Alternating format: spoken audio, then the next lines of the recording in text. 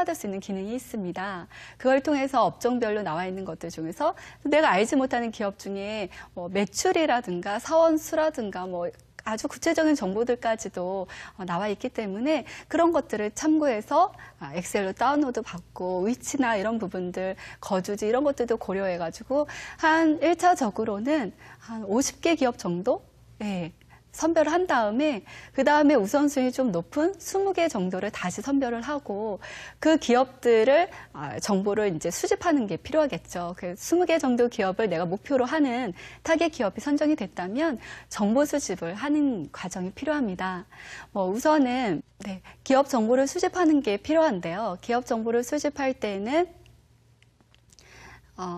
나와 있는 오픈된 사이트나 자료 등을 통해서 활용하는 방법도 있고 네트워크나 기타 다른 방법을 통해서 활용할 수도 있습니다.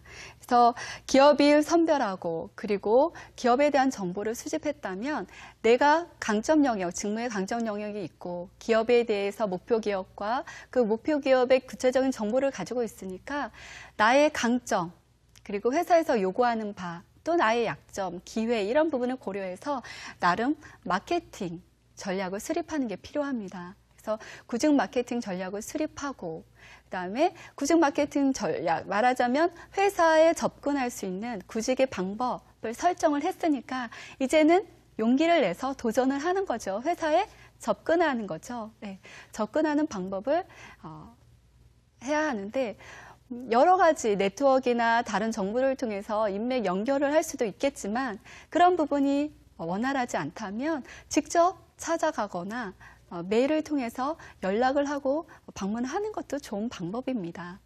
우선 적합한 이력서를 선별하고 마케팅 전략을 수립했다면 이제 이력서를 한번 수정하는 게 필요합니다.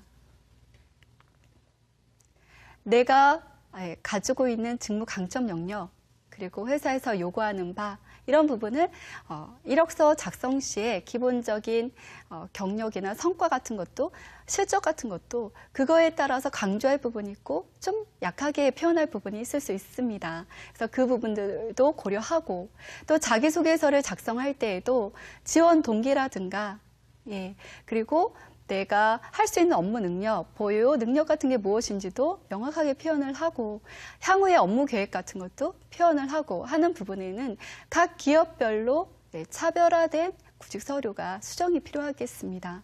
그래서 그 기업에 맞는 구직 서류까지도 수정이 되었다면 이제는 용기를 내서 기업에 직접 방문하거나 전화, 메일, 다양한 정보를 통해서 회사의 채용을 결정할 수 있는 담당자와의 미팅의 기회를 갖는 게 중요합니다. 일반적으로 선생님 구직을 하는 분들이 접근할 수 있는 방법은 이력서를 첨부하고요. 커버레터라는 형식의 인사 절차를 간단히 하는 게 좋습니다.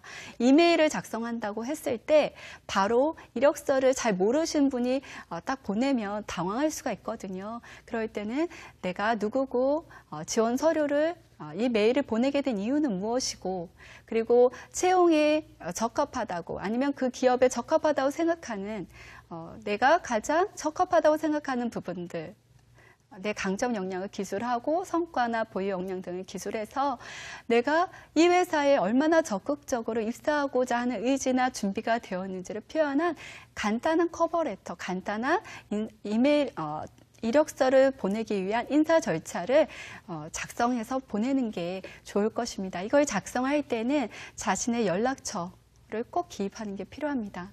이메일을 보내고 그냥 기다리기보다는 전화를 한 통화 하세요. 아니면 메일 밑에 전화를 한번 드리겠습니다. 라는 문구를 하신 다음에 전화를 드리시고 이메일로 이력서를 보냈던 누구누구인데 기업에 대해서 되게 관심이 많고 또 질문할 것도 있고 혹시 채용 기회나 그런 계획이 있다면 한번 만나 뵙고 인사드리고 싶어서 전화를 드렸다 하고 해서 인터뷰 일정을 한번 결정해 보는 것도 좋습니다. 이 회사에서 정말로 찾고 있던 적합한 인재라고 하면 한 20분 정도의 시간은 경영자는 그 기업에 그렇게 관심 있는 구직자이기 때문에 만나 주실 겁니다. 그래서 만나서 본인에 대해서도 아니면 기업에서 왜 호감을 가졌는지, 왜 내가 그 회사의 가장 적합한 인재인지를 짧은 시간이지만 효과적으로 홍보를 하는 거죠. 표현을 하고, 그리고 댁에 들어와서는 가만히 있으실 게 아니라 감사 편지를 보내는 거예요. 예, 안 만나줘도 됐는데 만나주셨잖아요. 그래서 채용의 여부와 상관이 없이 기회를 주신 것에 대한 감사 편지를 하십니다. 혹시라도 인터뷰 과정 중에 실수를 했거나 좀 걱정되는 부분이 있더라도 그런 부분을 굳이 변명을 하거나 하지 않고 그냥 감사했다라고 간단하게 편지를 해서 메일로 보내는 게 좋고요. 이 부분은 회사 입장에서 볼 때는 아주 좋은 구직자분의 좋은 이미지 형성에 아주 도움이 됩니다. 우리가 사실 구직 활동 중에도 매너가 좀 필요하다고 할 수 있는데 태도나 의지나 매너의 부분에서 높은 호감도를 가질 수 있는 좋은 방법입니다. 그래서 지금까지 타격 마케팅 절차에 대해서 알아보았습니다. 타겟 마케팅 절차 중에서 구직자분들이 또 가장 어려워하시는 것은 기업의 정보를 수집하는 것입니다. 그래서 기업을 선별하고 그리고 정보를 수집하는 것을 어려워하는데 보통 정보를 수집할 때